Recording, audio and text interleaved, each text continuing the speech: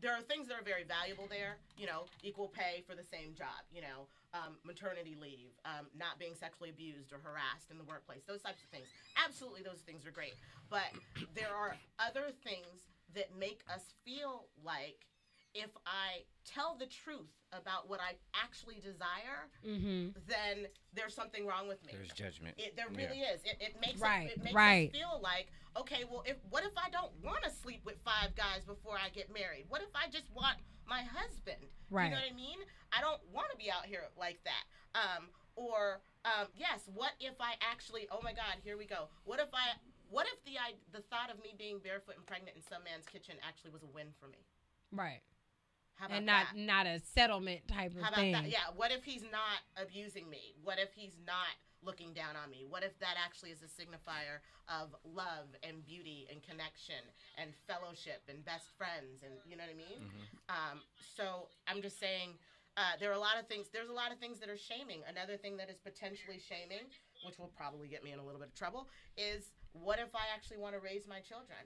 What if I don't want to go to work and give them to a nanny or a daycare center? What if I want to see their first footsteps? What if I want to play with them? What if I want to read with them? What if I want to bond with them? How about if I want to give them my values? Right. What if I want to be their very first teacher? You know what I mean?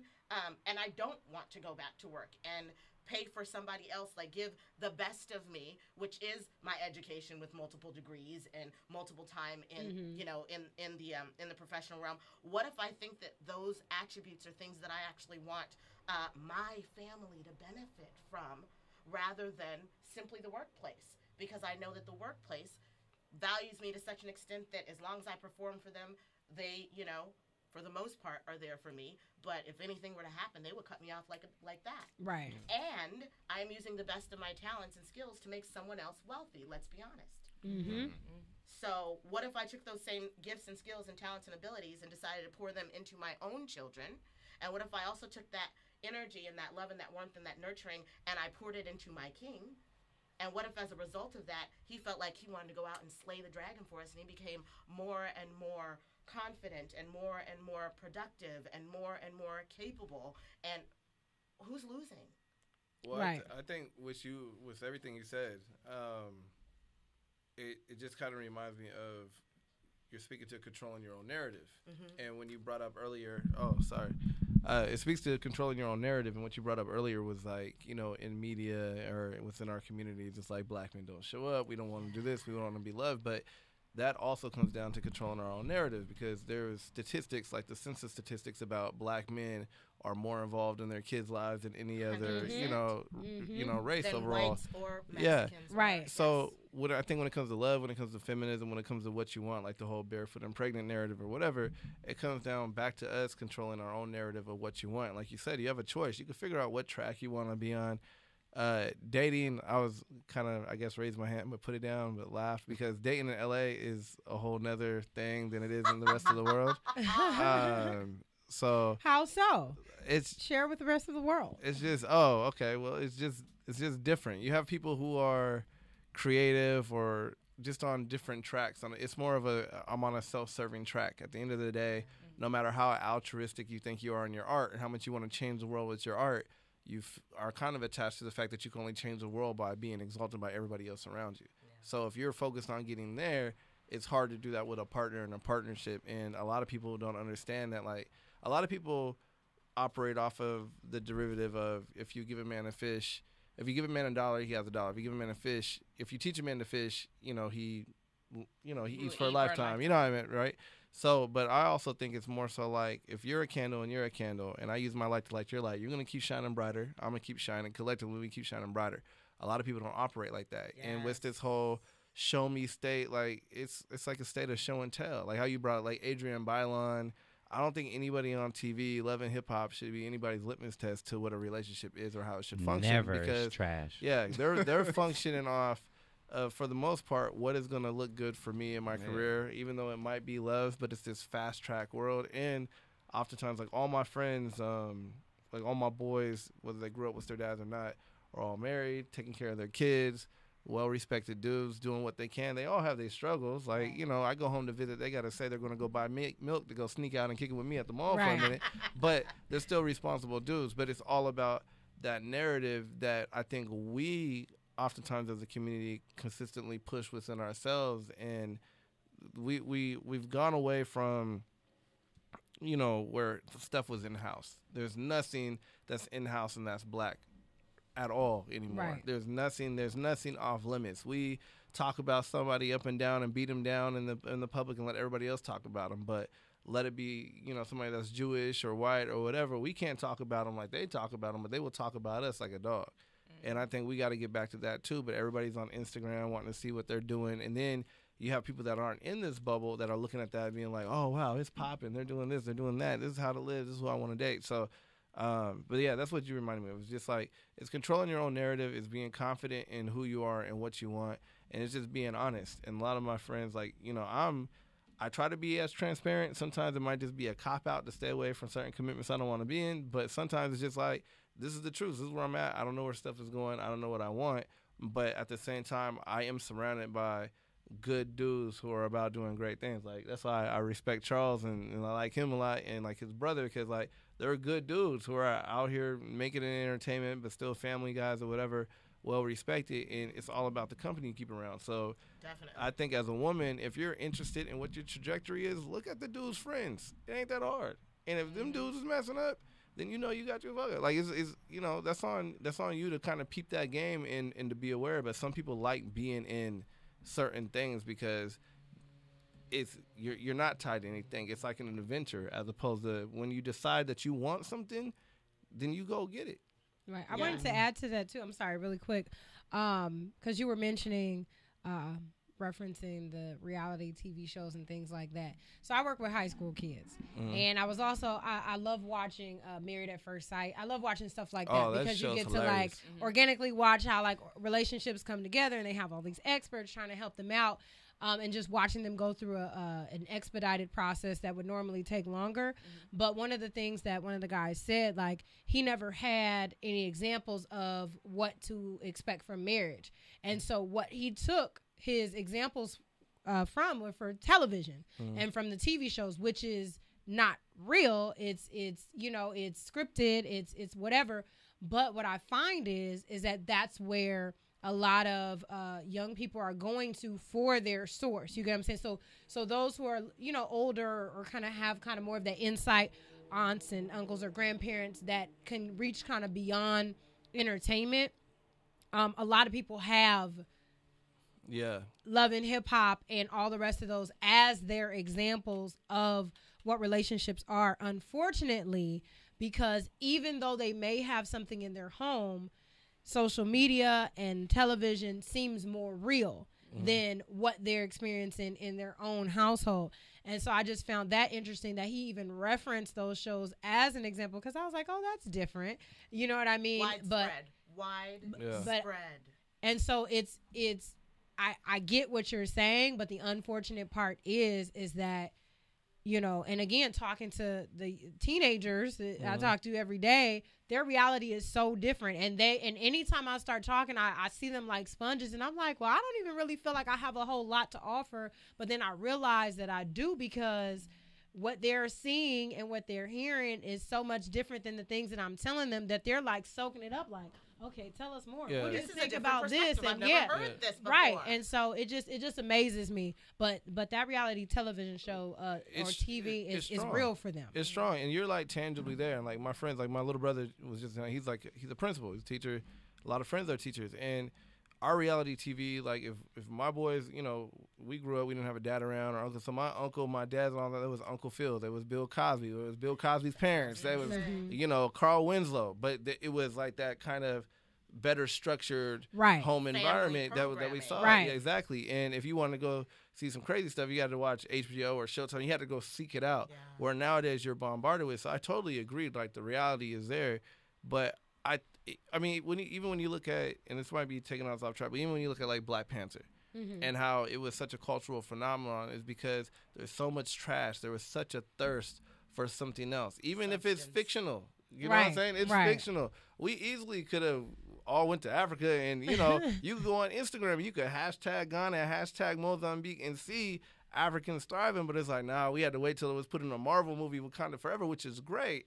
But that's where the thirst is for us to really want to be built up and see ourselves in a different light, because we're bombarded with so much crap. And it's like, how do you navigate through that? And I think it goes back once again to what you're saying. It's like understanding who you are and demystifying the things that are already out there, like the whole feminist trope, which I think is, I mean, I consider myself like, I don't know, a feminist in a way. Right. Like, I grew up with just my mom, so I love women. I'm always about, like, you know, even when I'm working on projects, like, I'm like, I want to bring all the sisters on. Like, I had, like, an all-black women's writers' room, and, you know, like, because as a man, you can only get so far by yourself. You get the right women around you, you're gonna go some places. But, you know, it's just really taking that and, you know, constantly figuring out how to learn to unlearn what you've been indoctrinated with over time. So Right, which is, and I think also, listen, we're in a time of social media where anyone with, you know, a phone and an internet connection can start something that can go crazy. You know what I mean? So, like I said, I launch something and I look up and I have 30,000 people following me, and I get to decide, what am I going to put out there? Right. What are the Exactly. images that I'm going to focus on? And what is my digital handprint or fingerprint going to be? What is my influence? You know, am I going to make people better or worse? Am I going to have selfies for days and, you know, expensive cars and butt shots? Or am I going to, you know, have a link in my bio that shows that black men are the most involved dads? You know what I mean? Because I can contribute to the narrative. And as much as, you know, mass media is huge, it absolutely is. It's like every last one of us can do something. And I think what happens a lot of times is, once we're a little bit older, we do look at our own influences, that we were Cosby kids and things like that. And so we forget that, number one, kids are influential. You know what I mean? And I mean, you even said common sense. The truth is, it's not even fair for me to say what common sense is. The truth is, you have as much sense as whatever you've been exposed to. Right. And these babies have been exposed to everything almost except for, you know, a solid, firm, healthy, happy, whole black family where mom is there and dad is there and they love each other and ain't nobody cheating. You know what I mean? And so it's like, as much as we can see that and as much as I can portray it, I'm going to get that out there, because I know the power of media as well, which is funny because it's both for me. I have, you know, the communications element where it's like, okay, on one hand, I've got all this Hollywood stuff, so I completely understand the power of media. And my undergrad is, you know, Howard University, BA Communications. But then the other side of that is a very real understanding of marriage and family and what that is. And so merging the two of them, for me, my contribution is, you will only see wonderful things about us. You will only see things that contribute to. Well, to even pair helping. with what you're saying, before I was getting married, one of the things that always kind of bothered me in a sense was I felt like I wanted to have the tools. Mind you, Yes. I come from a 2-parent household. My parents, they just celebrated 38 years of marriage, but that doesn't mean Nope. that you're going to get married and have the same thing that they have, or anything close, or that it will be as successful or any of those things. So my fear was always like having the tools, because you know, people always give you all the cliche stuff, you know, compromise and communicate and all of that. But when you're in the midst of certain What situations, does that mean? And when exactly. do I do that? And What does at it what mean? point? What do I do? Yes. This is not making sense. I'm upset, and I don't feel like compromising right Exactly. And so I feel like a lot of times, just in my own experiences with even talking and sharing with other people that are married or in relationships that go through difficulty, we weren't necessarily taught or given the tools Yes. to use on how to get past certain points. Because a lot of people, like, if you do something that they're like, nah, I'm good with this, and they're out. I'm done. You get what I'm saying? And So it's the number one piece of advice that I see across social media. Everything is, if he does this, leave. If she does that, leave. And I'm like, okay, so at what point do you stay Right. and work it out? And so a lot of people, even I would say, like, you know, women that I know are not apt to stay, because Of course, it's because like, they left every guy who offended Exactly. them. So- and the truth is, if you're going to last 50 years, that person is going to hurt you. Right. And not because that means that it's doomed, but because the people that we love are better able to hurt us than anybody else right. can. And those are the hard truths That's that you it. learn, or personally that I've learned in the first year. Like, there were things that my husband would tell me, like I was referencing the love and respect thing, where he's saying it and it's not making any sense to me. I can read it and I'm like, oh, okay, that's what he's talking about. That's what I did. That's how that affected and kind of connecting. It's after the fact, Right. but it's just sometimes not, again, having that knowledge and that. You just said it's after the fact. That is the most brilliant thing you could say, because you're not going to learn anything until something happens. Right. So you have to have a conflict and be able to have your relationship live to fight another day, because then after the conflict is over, you back up, you take some time, then you come back and say, you know, yesterday when that, or, you know, last week when we blah, blah, blah, blah, blah, here's what I was thinking. And I was making this story up about you, but I really don't want to go with the story, because the truth is I never actually checked in with you to see what were you thinking and what was going through your head. So could we have a conversation where we actually find out what were you thinking? You know what I mean? Which is completely different from, well, you did this and I know what you meant and I know you didn't care. And no. You've already told him. You're not open to even discovering what actually happened. So for anything to last, he's going to have some habits that you don't like. He's going to do some things that are going to offend you. He is going to harm you. And if you are unable to allow that to happen, and I'm not saying just live with it. Right. I'm saying separate, go process, yell, scream, rage over here, right? And then come back and reapproach him and say, I'd like to have a conversation so we can better understand what's happening, for the purpose of us getting along better. Not because I'm trying to attack you, not because I'm trying to prove that I'm wrong, but just for the purpose of us trying to get an understanding and get along better. Yeah, but you can't do that if you leave every time you have a fight. Right, exactly. And fellas, you can't do that if you go sleep with someone else every time you have a fight. Just FYI. Just FYI. You had a hand Is that our normal behavior? It's not your normal behavior, but it is widespread, rampant. Oh, I'm a therapist too. Did I tell you that? Yes. Okay. Yeah. Can I see? I want to see what your the numbers on what this. people on your Instagram feed is talking about. What's the word? What's the word? Yeah, what's the word? I haven't been looking in there. I've been like focusing on paying attention. I see a lot of people kind of tuned in. And a lot of comments. Hindsight helps with learning. And hindsight is always 20/20. That's why I say, like, you'll see things clear. People are like, oh, well, if you knew before, would you? Well, obviously, when you know something after the fact, you would make a different decision beforehand. But yes. Another woman said that she would love to stay home and be educated, both, which I think there's no space where both of those things are merged. I think the assumption from the narrative seems to be either you are on the educated track, which means you want to be a career woman only, or that you don't really care about an education and so you want to stay home. But she's saying, I want both of those. Like, absolutely, go for it. I just wanted to ask you about feminism.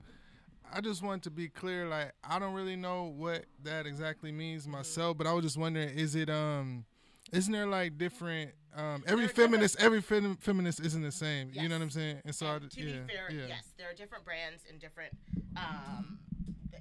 everyone's got different thoughts on it and kind of identifies their own way. The issues that I've had with feminism are largely, it seems like a rebellion against all things male. And so it goes a little too far for me. And I don't believe that men are the cause of all of women's problems. I don't believe that men are evil. I don't believe that all men are bad or are dogs or cheat. I don't believe that every man who has the ability to hire you will either pay you less or will think less of you. I don't believe that men are inherently, I don't buy all of that. And so once you say, okay, men are not the cause of all of women's problems, then you can't blame them for that, and you have to start owning your stuff and exploring your stuff and seeking out, the truth about men, and then you start finding out there are all these great guys out there who really don't believe that way. And I'm not saying none of that ever happened, because clearly there was a movement, which is why it happened.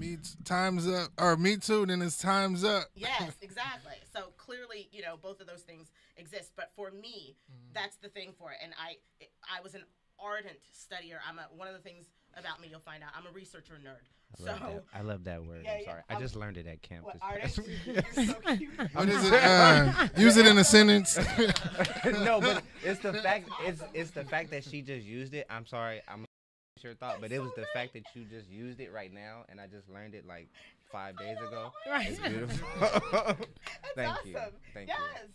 So I'm a researcher, and I like researching all kinds of things. And so, you know, in my younger days, I was such a staunch feminist because I had studied women around the world, and I was very upset about their treatment. So I got that, and there's a place for that and everything. But I think it's more about what is the solution. You know what I mean? It's not saying women have never been mistreated. It's just, is the solution to swing the pendulum the other way? And that's what I see happening a lot with feminism. So it makes everything is, okay, well then the solution is men are evil and we need to be in control. And then it very quickly turns into, we don't need them. And whoa, wait, hold on. 58% of white women voted for Trump. It was, and that was like, for me, I get what you're saying, when the pendulum swings too far, sometimes kind of, there was some of it with the Aziz Ansari thing with that situation, where it was like, where even like women kind of was like, you know, this is just a guy, y'all were on a date, things might have not went exactly, you know, how you wanted, but it's not the same thing as that we're trying to get behind, you know what I'm saying? Or even Stormy or Martian, what's her name? Stormy, whatever. Daniels, Stormy Daniels. Thank you, Stormy Daniels. I don't know who she. I only learned about her new. Just okay. Sure. Tell us anything. I knew who she was. Stormy even said, and I really thought this was good in the 60 Minutes interview, they asked her, you know, was this consensual? And she said, absolutely. And I don't want to take away from the movement because, and I think this is really important. He said, did you want to have sex with him? And she said, no, I didn't. And he said, so then was it like a rape or was it consensual? And she says, no, this was consensual in terms of I didn't want to have sex with him. What she's saying is I wasn't attracted to him. I didn't want that to happen. However, he didn't force me as well. So this is something that I walked into. It just wasn't a pleasurable experience.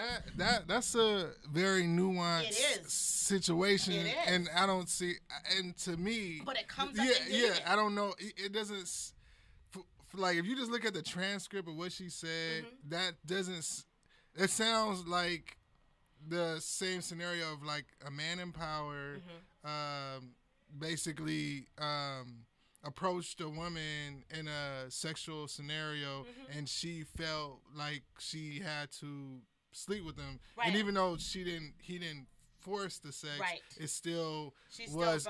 It was still the fact that that has to go down kind of thing. I agree with you. And so I'm just like, when I heard it on 60 Minutes, I was like, that sound. I mean, she's very like, no, that wasn't forced. Consider her psychology, though, too. Consider her psychological makeup. She is an actual porn star, so not even stripper. Like, there's nothing in her that can say, I'm a dancer, I'm entertaining. Do you know what I mean? Like, it's, I physically have sex with other people for money. And so, this is going to, whatever, get me in trouble, but the idea, to a certain extent, I bet if you spoke with her, and I'm putting words in her mouth now, and I admit that, but I bet that if you dug a little bit deeper into that, there would be a part of her that says, I knew what this was, I had it coming. I bet that if you dug deep enough in there, it would be like, there's some connection to, this is what I already do. And so, and I'm not saying this is right, I'm saying psychologically, her makeup is, she's already doing that for money. And so it's a very fine line to, I kind of owe him, I kind of know what this is, I kind of, you know, he's going to say I know what it is, everybody's going to say I know what it is. And so when you're in the hotel room with Donald Trump, and he knows you're a porn star, and he said, hey, come here, I don't think we're going to play TikTok. Like, you already know women who are not porn stars who went to the hotel room, if you just go to the second location, have already been ripped to shreds, and you could be the most virtuous woman in the world. And so all I'm saying is, psychologically speaking, I like to put myself into other people's heads. I'm admitting, disclaimer, she did not say this. This is just me thinking about it. I could very, very easily see her, like, you know, that's why I believe she said, no, I didn't want it, but he also didn't rape me. It's a conundrum. Yeah. Wow. Yes. What? Masculine respect. Yes, masculine respect. So what I would like to do is, Charles sent this video, and I think that it kind of will lead us into the conversation. So there are 3 questions. What do you wish women knew about masculine respect? What does it mean to you, and how can we show it? How can we honor you in a way that makes you feel respected? I do have yes, those are your questions. Yes, that's what the book is based off of. I do have some responses for that, but I want to show this video and share this young man who was on Iyanla last season, Fix My Life. I don't think she fixed anybody's life. Just a disclaimer. You said you don't think she does? I'm serious. I always said love no. Iyanla. Look, I love watching I like what her, she but does. to me, look, here go the thing. Yeah. I like her. She's a cool person, but I feel She like ain't the doing people on the nothing. show it's exploitive at times. And Well, just you know, because you brought it up, I that's have how to I see it. respond. So I believe that there's no other way for you to show the reality of what actually happens point. unless you expose certain things. There's no Great way point. that you can get anything fixed without being exposed. I always wonder to Yeah, myself, you can't hear what you how can't, what do you they don't reveal. how do they agree to it knowing that people will be watching? But I feel like the process ends up being more important, and maybe there's other people who are going through the same situation, and so they don't mind showing that. So she fixes people's lives that aren't on the show. But the thing about it, I think it's called I'm Fix My. just- I I'm just- absolutely, I gain a lot of stuff. But from that's what I'm watching. saying. The people on the show, I every don't- single time I see an update at the end of the show, it be like, oh, well, this person's back on drugs. Or Well, this but it person, doesn't- they but got it divorced. doesn't Yeah, mean yeah, that yeah. it I don't doesn't. think that's Hey, fair. every Yeah. time It's I not watch every the show, time. I'll be like, all right, this is a great, That's like great saying- episode. They hugged at the end, but then it's like a doggone, you know what I'm saying? You read the little fine text, it's not they didn't fix their life. I think, to be fair, an episodic like that probably takes 5 days. Spending 5 days with anyone is not going to Right, completely enough. change their entire life.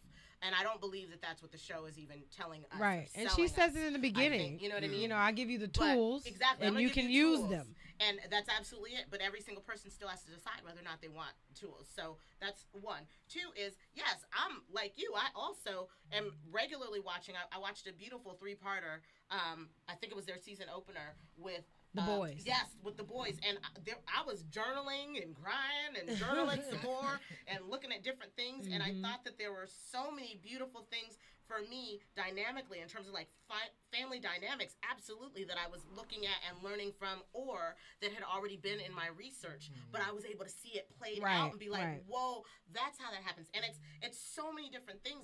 There's so much you can get through in it, from the tools to just looking at, you know, how people deal with conflict. Or my favorite one with that was the stories we tell ourselves, and then we never bother to check in. And then you're not talking to me for 10 years over a story I told myself, and you've never checked in. And you can use that anywhere. It literally works anywhere. So, and it's just, what I love about the show is it's jam-packed with teaching tools and lessons like that. You know what I mean? Well, I'm not going to go on and on about that, but that's my point. I just think I it's appreciate y'all perspective. Yeah. So I need to watch it more. Yes, you do, or not. I'm just saying, or like I said, the episodes I watch, I don't see the fix. But maybe I gotta get, maybe it'll fix my life. This particular clip, I believe, the purpose, because I did watch this episode as well. She allowed the men to kind of come in and speak their truth or their experience to the ladies, and they couldn't say anything. All they could do is just listen. And so, And I want our guests to chime in. I'm not gonna say nothing. okay, so people who are watching by live stream, you're not going to be able to see it, but if you go to the Good News Radio app, those who are listening, you'll be able to hear it. I'll try and drag it over. That way it will It's gonna be in.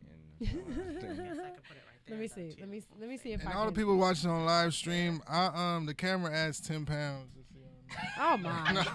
All right, here we go. I always talk to black women, they don't want to talk to me. Minute I talk to a white woman, they get mad. You want to think you're mad? I'm mad too. There's a lot of anger inside of me. What about us?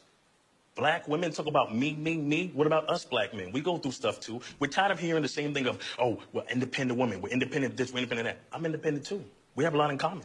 You have this imaginary wall around you. I don't know who damaged you. And me being a black man, I have to suffer for what somebody did to you, that has nothing to do with me. I'm not the enemy. I get that a lot from black women, that we're the enemy, we're liars, cheaters, we're dogs.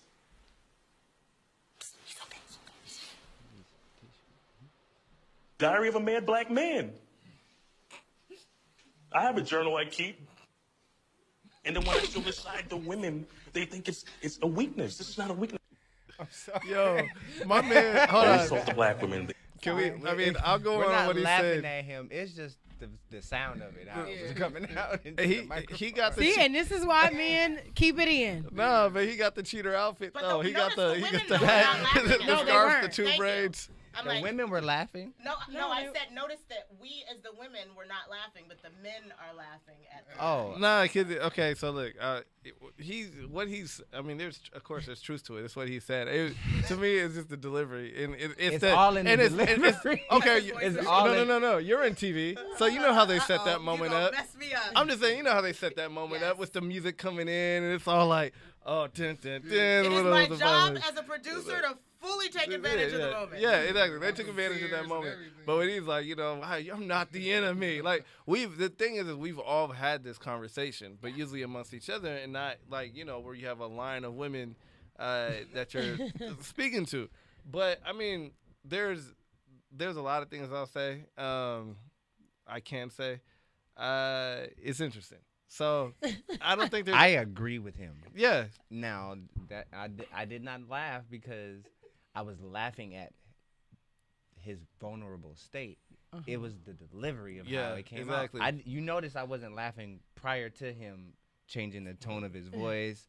Him, Yeah. the Well, sniffles. that's when he got emotional. No, when he And- said I journal and she was talking about journaling earlier watching The Boys, that Yeah, callback to me was he what said made it Diary funny. of a Man, Mad Black Black Man. Man. I got a journal too. Yeah. Like that. Come on, man. So he can't reference things that are. Nah, he that can. would It was be- just because she talked about watching Ayanla in journaling earlier, and I was like, "That's hilarious." I can He picture said, "I that. got So a basically, journal." you saying the actions that he's doing is more women-like, Feminine. more feminine Not than necessarily, masculine, and not you're necessarily giving. that it's feminine. It's just the No, fact that I can it see was them the on the couch delivery. together, journaling together. Oh, okay.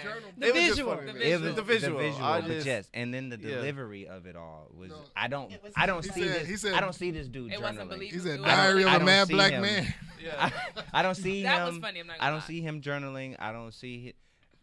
He doesn't look like Here- anybody's like Here- hurting him or Yeah. rejecting him. So what He y'all- looks But he like has he's feelings pimp. too. He has emotions too. Like I know that he has. What em- about what he was No, saying? I. So you I judging have the book by the I cover. have emotions. Yeah. I that's what I'm saying. I agree with what he's saying. I've been, typecast by saying, okay, well, these dudes did this, so you're more than likely going to do this because you guys have similar characteristics, or I see similarities in your behavior. So because you have similarities in your behavior, you're going to do exactly what he did. Right. No, I'm a man. Men do certain things. Women do certain things. So just because a woman does certain things, Doesn't mean that I do it. that means I have to Right. that goes Everyone's an across the individual. board? Yeah. No, I know that there we spoke about a different class of women on the last show that we was here. Like there's women that we won't get into that, Right. but we spoke about different classes of women. So you know what I'm saying? There's women that would do things, some women that wouldn't do certain Right, things. right. I wanted. Oh, go ahead. Go ahead. Oh, I was gonna say. I mean, I clearly would have to see more data on that episode. I'd have to see the full episode to kind of see what do they do to try to fix it.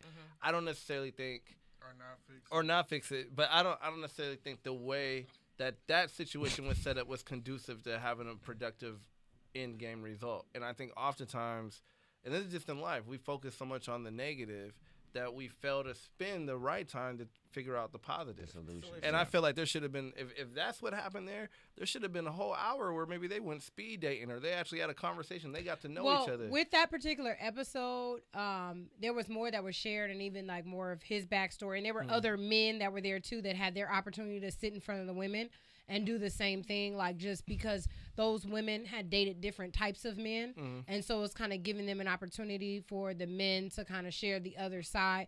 And I think the purpose of that particular part was just so the man can speak and share without the woman giving the input and saying Gotcha. what she thinks he might be thinking, kind of what you alluded Yeah. to earlier, and just allowing the man to just share and speak. Because I know oftentimes we can be guilty of that, of assuming how you may feel. And again, because that might be attached to a previous experience or, you know, somebody else that we may know that you remind us of. And our assumption is that you have the same thought process because men can have similar traits, you get what I'm saying, but not really allowing the individual to actually express and share, and then having that safe space to do so. But this is where I guess my feminism kicks in. Like, once again, we're kind of putting it on the women to fix the shit that we created. You know what I'm saying? Like, at the end of the day, man up, bruh. I think like if you're like, you're not dating me. Man up. Yeah, overall, like, men, no, I'm saying, men got to man up. Like, you can sit around all day and be like, you're not talking to me because this dude did this, or you seeing me like this, or you don't want to hear me. Well, then she's not at a space right here to hear you to begin with. You know what I'm saying? It might sound like hitch a little bit, but at any point in time, at the right point of the right space, you could sweep the right woman off her feet. You know what I'm saying? But it's all about, it is that's what I just said, it's from hitch. But it's all about at the time and place and where you meet that woman. And what she's been through, and if she's even ready for that. If she's still in a group chat with a bunch of her homegirls talking about F that dude and I don't like this dude, we about to go party, or if she's with some homegirls that just had kids and she's like, ooh, I want that. You know what I'm saying? Like, you gotta deal with the cards that you're dealt. And I've learned this. I am the hopeless romantic. I'm talking about I've been through some things. You know what I'm saying? Like, some things. And he said like we didn't bring it up. But I bounced back, and just because I grew up with just my mom, the oldest of 5, but I always grew up with like you have to, no matter what previous trauma, whatever, treat every new thing new. Absolutely. And you want to bring the same amount of respect. You can't come jaded. And there's a lot of people who have chips on their shoulders and get jaded or whatever. And then I also realized, like, there's a lot of people who just don't understand the playing field that they're in. And I think one of the things that we do that I see a lot, and it's because I went to predominantly white, university. I went to University of Washington. A lot of people I'm from Seattle. Hey, go Huskies. You'll talk Tacoma all day. Hey. So we'll talk after this. Woo! But what I realized going to UW is a lot of people, so you got like, a lot of people come from high school, go to college. A lot of people will mess with brothers just to have that black experience, but they still go back to what they were raised with, right? And even out here in Hollywood, you got a lot of sisters who are, mixed race or whatever, and they come out here and they want to have fun and stand and be like Black Girl Magic, but then their daddies are white, and that's who they end up dating. You know what I'm saying? But then they're the ones that are being pushed within the propaganda of Hollywood as this is what beauty looks like, and this is what it is. And sometimes you got to think about that too. Like, as dudes, we all know, you want to know what a girl looks like in the future. You're going to be like, hey, let me see what your mama look like. You know what I'm saying? Like, you just kind of want to know. And nowadays, you also got to look like, what's your daddy like? Well, I agree. Because I say, what does your daddy look like? Yeah, exactly. Who's your daddy? Are you raised with your daddy? And we all got daddy issues for the most part. And, like, men have to admit that, too. So I'm saying all that to say is, once you understand it, you just kind of have an open mind and be like, this is what I'm dealing with. How do I make sure that I'm transparent, and I'm accountable for my actions and what I bring to the table, and if I'm even ready for that? Because that brother right there, if you're sitting there in front of a group of women and you're like, hey, like, I feel like I'm the enemy sometimes or whatever. He's not ready to date. Exactly. That's my thing. But here's the reality, no though. woman should be the trying reality to date. is that they are dating and we are dating. Yeah. And one of the things that you said is a lot of the times you don't know what may be internal, or how you may deal with certain things until you face certain situations. Exactly. So I can say personally, there were things that I felt like, okay, going into marriage, yeah, I got this, I got this on this hand and that on that hand. Certain things happen. And I was triggered in ways I had never been triggered before. So you can call it a jaded situation, but at the same time, these are things that were suppressed that maybe even were connected from childhood that resurfaced because of a situation that happened. So now I have to deal with it as an adult. Now this is a different experience as an adult that you have to deal with another adult individual. And then you have to like get through that. And so I think that those particular situations are the difficult situations, because when you think of marriage or relationships, everybody's thinking about all the good, but you don't prepare yourself to be heartbroken and be able to get past that, because you're assuming that, and I'm not taking away from or putting thoughts into or words into your mouth as far as, but in that hopeless romantic or I want this certain type of relationship situations, when certain things don't go as the way that you would expect or plan, it seems as though that situation may not be right or that it's not good. That's why I'm saying you can't just leave. Every time that you see something that you do not like, you don't trade someone in. And let's just be honest. I said this on a live stream earlier this week. if you're above 30 and you're dating, there is damage. That's just the truth. Unless you were living under a rock, there is damage. So I don't know who is thinking that they're going to walk into a relationship with someone and that they don't want to deal with any damage. Well, what's then you damage? don't need to. What's damage? Damage is issues. It's childhood trauma. It's my father wasn't there. It's my father was there, but he didn't pay attention to me. It's my mother dominated me, and I have issues whenever I see a woman who's being manipulative or controlling because I'm reminded of my mom, and I you know what I mean? Or it's I grew up in the streets. I grew up in the streets, or I've never seen a man be faithful, and so I want to do it, but I have no idea how you do this thing. There are so many different issues, and so, and I love it when, well, I'm not going with either sex, but I just love it when someone walks in and goes, you know, you guys have all these issues, like, you know, I don't want to have to deal with that. And I'm like, okay, but you got issues too, and we have to deal with you. So please do not mistake and think that you don't have anything that somebody else is dealing with as well. So I think, like I said, having sort of a realistic view of what's going to happen, understanding that your partner is going to have certain things that all of us have that we're going to have to address because nobody is perfect and everybody is human. And here's the funny thing that nobody tells you either. Part of the work of relationships, and particularly of marriage, is to bring that stuff up and to work it out, to and that's resolve what you found, it. right? That's what you found. It. But That's that was the the work of scariest marriage. part because it was like, no, nobody told me this because I was going through, I was expecting that it would just be easier. Not that marriage would be easy because, again, I've watched my parents, you know, be married. But one of the things that I always say is I've seen them maybe kind of get into it with one another, but I've never seen how they made up or how they came to a resolution. And so those things aren't necessarily innate or learned because I didn't get to see that part. They told you to go to That is sleep. a really good But that's a it's really not good it's point, not even though. just them, okay, they're going to go have sex, but they really have to deal with whatever that issue is.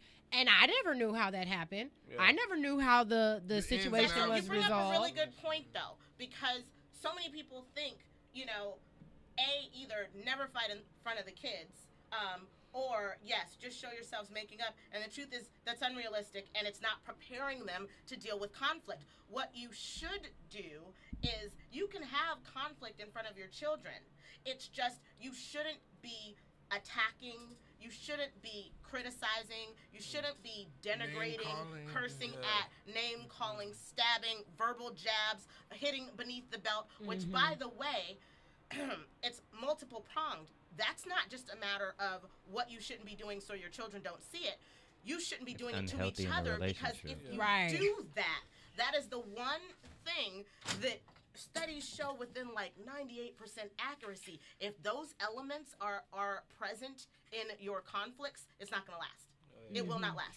So that's what won't last. So what you should be doing, though, is applying relationship tools so they can see, number one, they can see that their parents don't always get along. They can see that their parents have very differing degrees of understanding toward things, and they have different views, and they can see them fight and live to fight another day. But the fight is not completely unhealthy. It's, you know, it's them misunderstanding, and then, like I said, going away, coming back, and they should be able to see you say, okay, yesterday, here's what happened. Can we readdress this? Can we find a solution? And I'm saying kids should see the whole process. So, but also, the last thing I'll say about that is just one of the reasons why you want them to see that is because you want them to see you can fight with someone, have a disagreement, and it's not the end of the world. Because otherwise, they'll think when they're dating, if I fight with someone, that means that we're it's not over. meant to be. That was my thought process. Oh, we fighting, it's done. Yeah, bye. No. And it's not necessarily unhealthy to have a disagreement. It's just how you disagree. If you guys can maintain, and I always say, this is like my favorite thing. If you can remember in the midst of your conflict that is still your best friend, and that will be your best friend tomorrow, then you can address the issue and not attack the person. Right. Yeah. Okay, so we'll get into the first question, which is, what do you wish, and this is obviously a question to men, what do you wish women knew about masculine respect? And I know I had one of my, watch it. Oh, gosh. Okay. You scared me. I'm sorry, I just needed you to move. because I couldn't physically like stop the picture from falling. So we're not trying to kill you, Miss Chatasha. But I saw it out the corner of my eye. I'm like, please don't on live stream. She's okay. Run that back. We did that in slow motion. That was the shortest slow mo long fall ever. Oh, bless your heart. When I saw it, it was like right here. But I was like, and so I turned and I hit your hand. I was like, I gotta brace my fall. It was a lot. Okay. We're good. Back to the I'm question. so sorry. You good? just as long as everybody is okay. You go okay? Yeah. Oh, Okay. man. So You were asking the gentleman the question. yes, I had a cousin who actually asked the question about what is masculine respect, by definition, and then we can go with the answers to the question. But how would you define masculine respect? So the place that this came from, and thank you for asking that, because I had to clarify for a lot of the men that I asked. I'm working on a book on this, and I've asked over 200 men what it means to them. And for me, in my research, what I have discovered is that, particularly the more masculine a man is, masculine men equate respect with love, to such an extent that if you had 100 men and you asked them, would you rather be respected or loved, they would say, Yes. I would rather be respected. And women have no idea about that, because in order for a man to feel loved, he has to feel respected. If you disrespect him, he does not feel loved, and you can do all the things that a woman thinks are loving, but Right. he will not feel loved. With a woman, in order for her to feel loved, she has to feel cherished and adored. So we don't need respect, which is why we don't give respect, and we think we're meeting his needs in a loving manner, Right. but it's not connecting, because that's Right. not what he needs. And that's what that So- book is all about. So the understanding of this is, and which is why I'm sure that's why my mentor told me to read it, because I was like, here's where I am. She was like, oh, you need to read this too. But the idea of that, my idea behind this was, what I don't like, or a pet peeve of mine, is that when women are trying to learn things, many times we do not ask men. And so I was like, what I'm not going to do is give you my opinions. What I'm going to do is go directly to the men Right. and have them, in their own words, say, what is masculine respect for me? Define it, because I honestly believe that we don't know what it looks like, and I don't want us to tell you what it is, and I don't want to go to a dictionary. I want your man to tell you, this is what masculine respect is, and then this is what it feels like and what it looks like to me, and here's how you can do this. And the point was, if we can get this, if I can get this information to the women, then they will understand better how to love their men, and then their men will be in a better position to cherish and adore them. And again, those are my agendas, my objectives: strong, healthy, happy families. So you're the married dude. So, well, no, it's just, but it's But men. for anybody. It's men in general. Period. So I'm gonna give you guys a minute to ponder, because it looks like, Charles, you're thinking, and I see Anthony. It looks like you're thinking too. So I'm gonna share what some men shared as far as the first question: what do you wish women knew about masculine respect? NYLA 421. This is on Instagram. Says there are certain things you can't say to a man when angry. If you go over the top, he will never forget, and there's no coming back. In other words, if another man said it to him, they would fight, and that would be the end. Yeah. But for men who don't hit women crossing certain verbally disrespectful lines, there is never a comeback, even if you are forgiven. That's good. Another answer to number one: women should know that respect comes understanding that a man needs mental and emotional support and elevation. Anything done or said that makes a man feel less or brings him down is disrespectful. Wait, was that a girl? Yeah, That was a guy. No. A girl response. No, this is this is a guy. responding. Women should know that respect comes from understanding that a man needs mental and emotional support and elevation. Anything done or said that makes a man feel less or brings him down is disrespectful. But what about the part where he said for men that don't hit women? Why is that option A or B?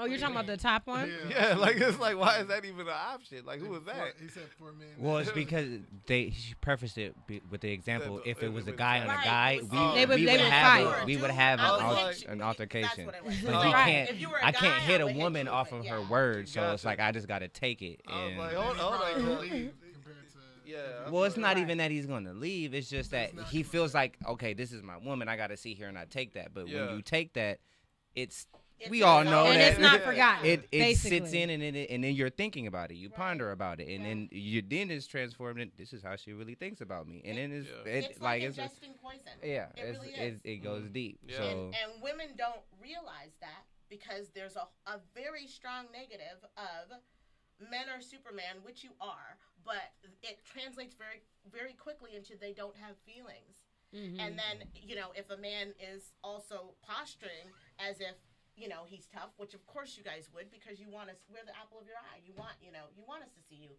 as a strong, Mhm. proud man. But then the problem with that is there's no place for him to then reappear and say, hey, that really hurt. That really hurt. Mhm. And I really need you not to do that. Like, that's affected me in a way that is not good. And it is affecting my ability to think well of you and to connect with you and to consider you as my safe place. And it is Mhm. affecting my ability then to make love to you and to think well of you.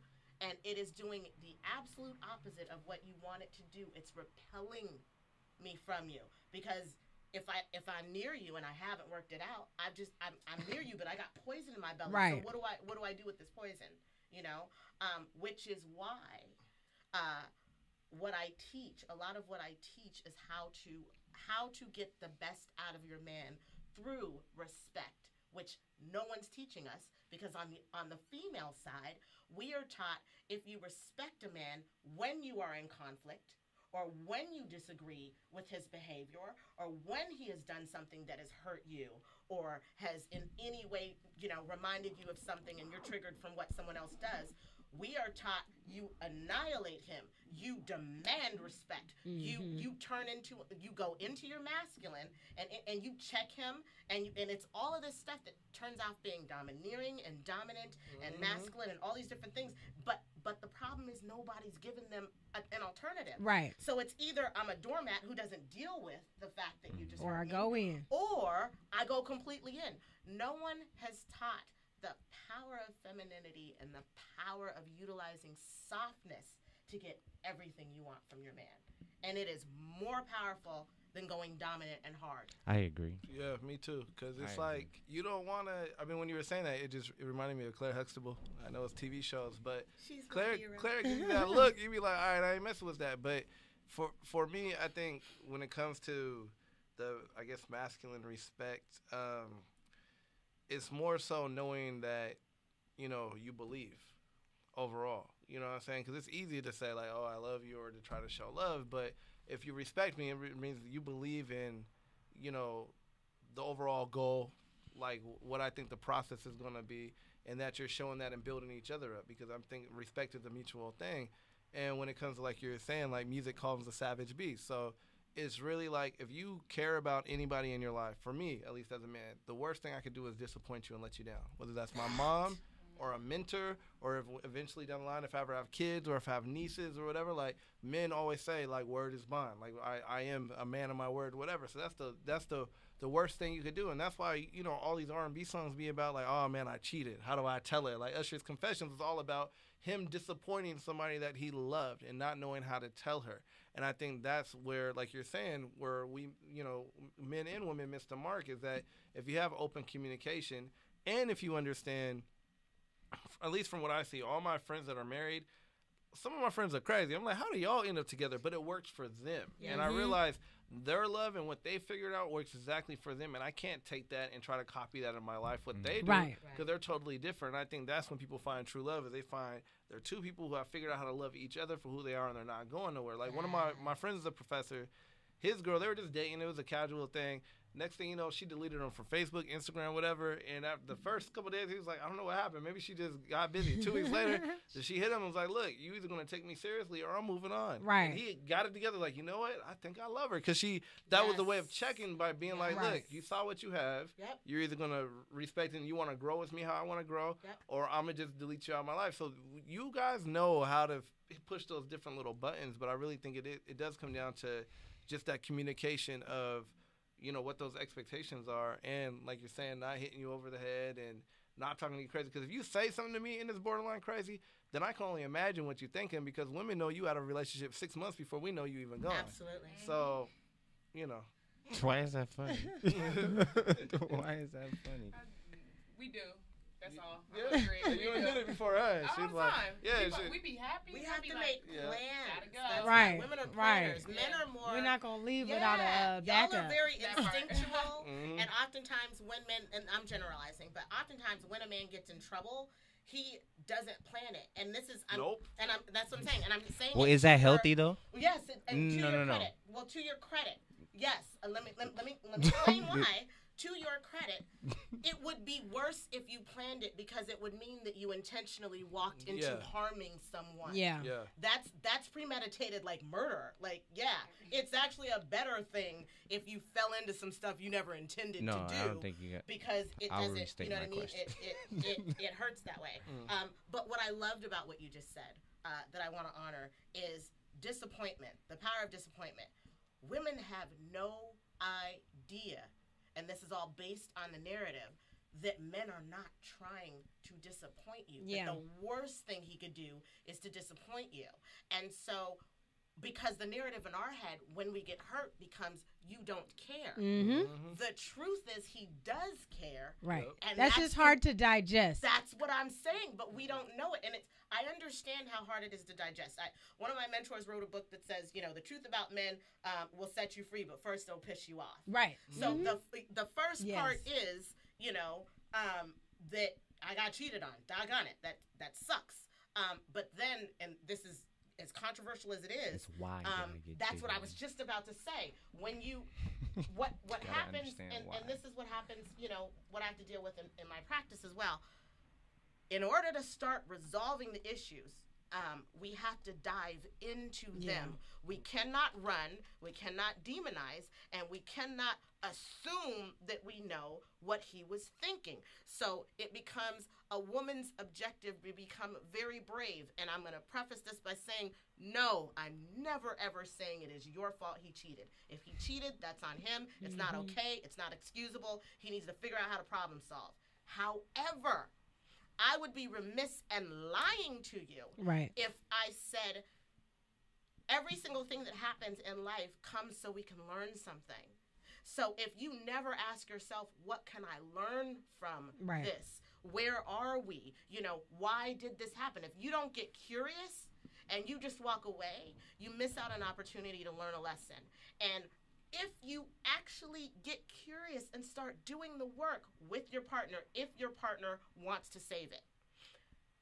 People don't like hearing it, but the truth is you could have a better relationship after cheating than was ever possible prior to the cheating, or if it ever occurred, because it forces you to deal with and address issues that both of you were tiptoeing around, Right, and the you whole didn't time, yeah. have the tools to fix it, because every time he had an issue in his past, and every time he had that issue, he would just step out because he never learned how to deal with it. And so then a relationship would end, and with it, the ability to learn from it. Right. Now you're in a marriage, you got to learn from it. If you actually do the work and learn from it, you could find out, I have these insecurities, I have this, I have that, and now I can give you a prescription on how to deal with that. Now you're learning how to deal with that. So you don't have to cheat anymore. You now have the resources and tools that you need in order to be able to connect to your partner rather than disconnecting. And again, am I excusing it? Absolutely not. Do I understand it? Yes. Does it piss me off? Sure. Does it serve me to stay pissed off? No. So I let that go. And I just use the information to empower who I am and empower the people who listen to me to let you know, whatever happens, the truth of the matter is there is nothing that a couple cannot get through or get past if both parties are willing to do the work. I believe that. I believe that wholeheartedly.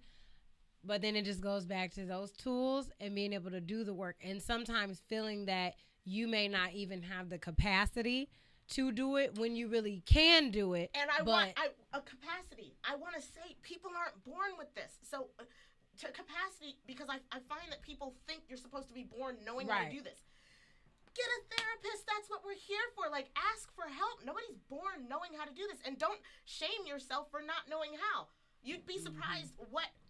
I know marriages that have broken up because the husband cheated, and he said he felt like, well, I should know how to do this, but you don't, boo. Right. So just come on in here, and let's give you the help, and then you can have your family. You don't have to split up the family for it. So that's all I'm saying. I just, get the tools, reach out for help, learn. And we are in an information age where there is information everywhere. There's no excuse to not do your work. They say when we talk about cheating, I wanted to see. They say that guys cheat for emo guys cheat for ego, and girls cheat for emo. And I just wanted to see what you think of that, like emotions versus ego. And I guess it would depend on how you categorize that. What I know is M. Gary Newman wrote a book called The Truth About Cheating. In it, he interviewed over 200 men to find out what are the stats on this. There was really, really good news in there. Really good news. First of all, only about 12% of the population are just cheaters, repeated cheaters. They don't care. They have no conscience. They think that they can cheat, and they're just sociopaths. Don't deal with those men. That's 12% of the population. Good news, 88% left. Wow, most men don't cheat. Or if they cheat, they didn't want to. They love their wives. They're not trying to step out. This is not something that they planned or that they approve of, and it's something that they genuinely are remorseful about and wanting to figure out how to do it.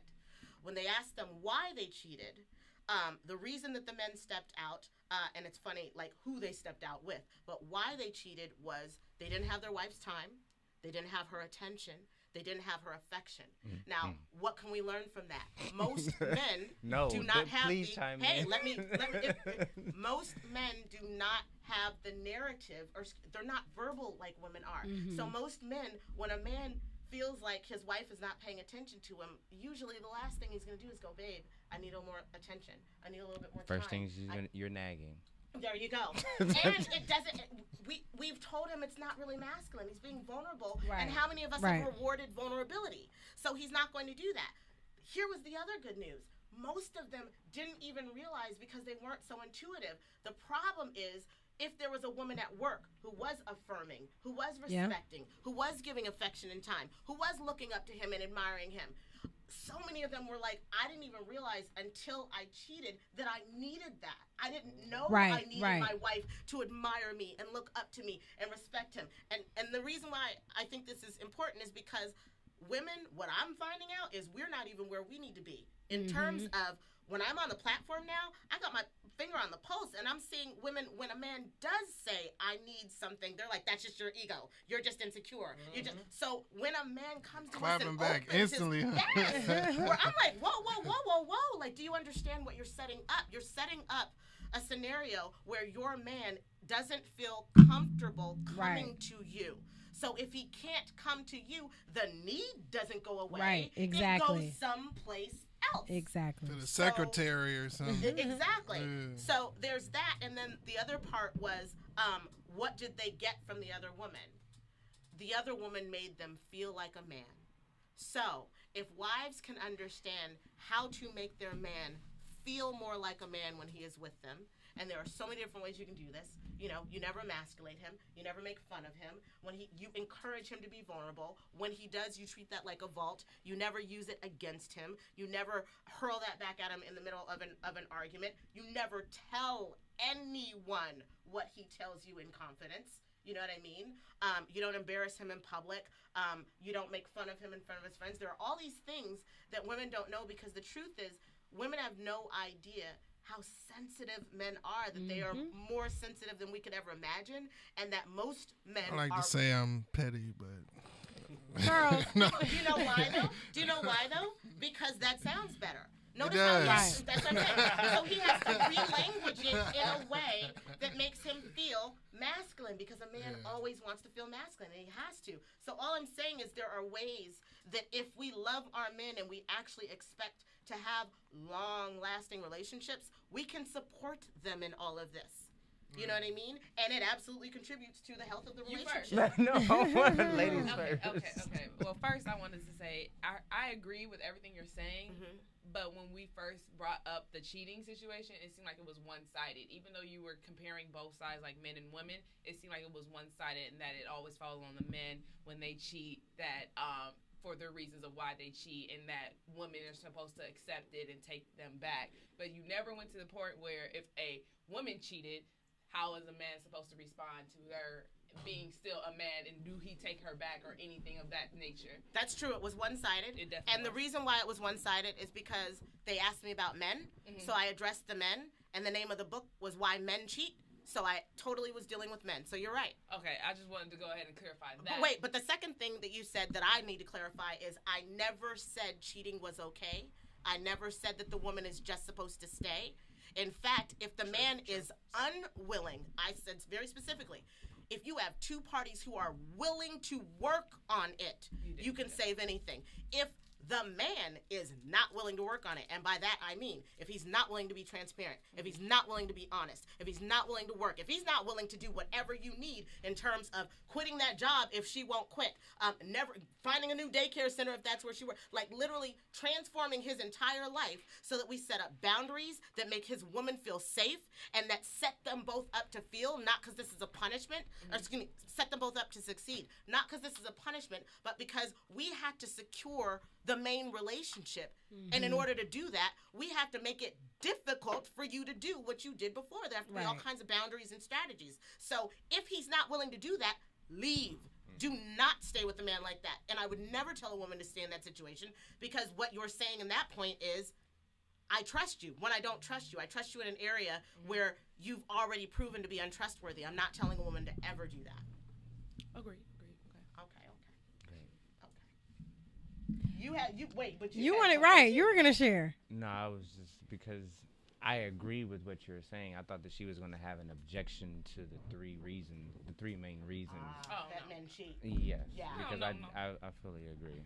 I believe those are the three main reasons. And I think that's important because I also think I tell that well, it's sex. I tell, and that's what I'm saying. Women I've think it's sex. I tell this because I've cheated. I'm a man. I'll admit to that. Like it happens. But I've told women from my experience, and I just speak for guys when I speak because I think I can. I'm a man. I'm a man. If a woman was to pay attention, and I've always said this, if a woman was to tend, that's what the word I use, tend to her man like she should or like one should, she wouldn't have to worry about those types of things. And when I mean tend to, it's meaning be attentive to him.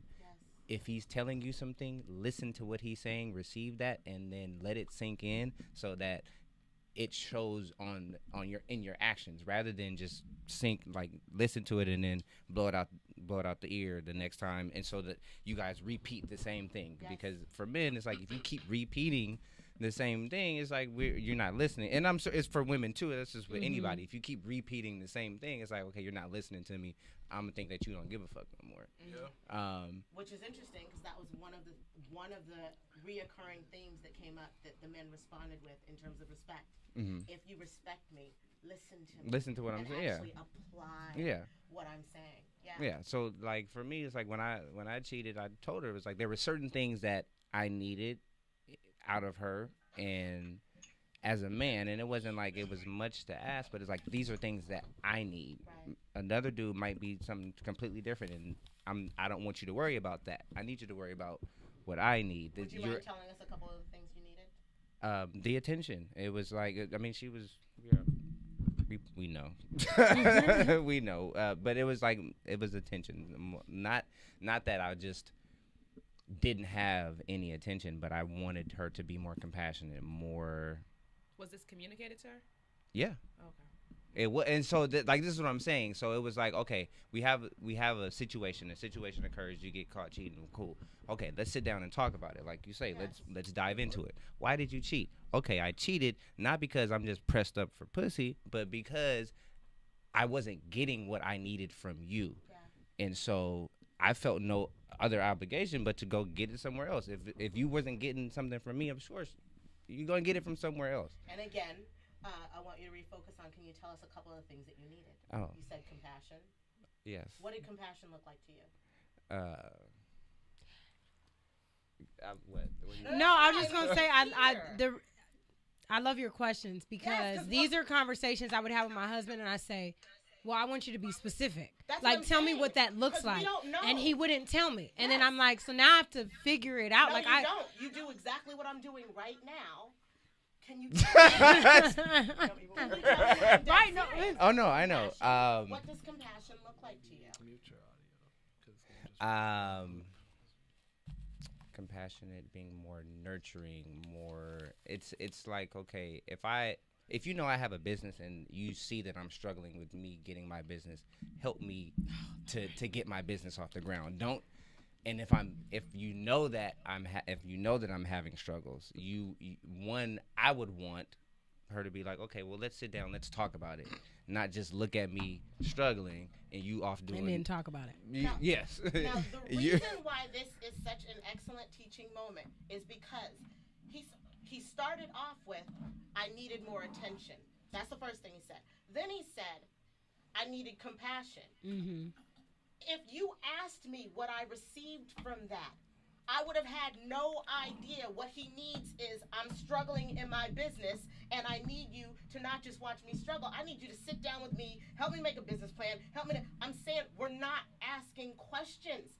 And then we're hearing compassion. I'm thinking, and he said compassion and nurturing. Oh, no, I'm ready to nurture you. I'm ready to feed Right, and you. it comes I'm out ready in the to- way you know that what I you mean? internalize That's what why that I'm- means. That's exactly And what so I'm the saying. woman Jesus is Christ. doing something. doing stuff, but she's But- not meeting needs because she doesn't know what the need is. And so it feels like, what I was going to respond to what you were saying, then it feels like rejection or resentment Oh, yeah, that's exactly when what it it does. comes back around, because it's like, now it seems like I've done nothing, Mm-hmm. but I've done things that I thought were the solution to what Yes. you said you needed, Like, but let me it come wasn't. home and You get what cook I'm a saying? meal But it just so wasn't. that you And that wasn't what It's like, Exactly. no, I don't want you to come home Right, and cook a but- meal but just so see- I can eat.